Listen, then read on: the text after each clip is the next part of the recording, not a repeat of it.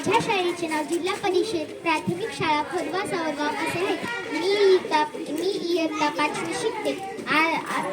आज मी तुम्हाला एक प्रयोग करून दाखवणार आहे. प्रयोगाचे नाव फिल्टर असे आहे. या प्रयोगात मी तुम्हाला घाण पाणी स्वच्छ करून दाखवणार आहे. यासाठी मी साहित्य घेतलेले आहे. एका बाटलीमध्ये मी घाण पाणी घेतलेले आहे आणि एक प्लॅस्टिकची मोठी बाटली, कोळशाची कूट, दगड आणि रेती व कापड घेतलेले आहे.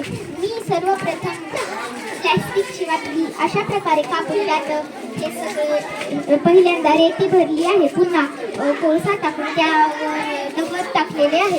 आता मी तुम्हाला घाण पाणी स्वच्छ करून दाखवणार आहे.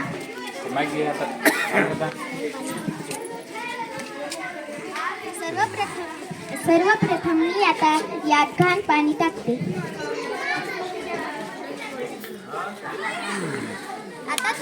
आता तुम्ही बघू शकता की खालून स्वच्छ पाणी येत आहे. हे कसे झाले? यात कोळसा वापरल्यामुळे पाण्यातील विषारी घटक व दुर्गंधी शोषून घेतली जाते. यामुळे पाणी स्वच्छ झाले आहे. धन्यवाद.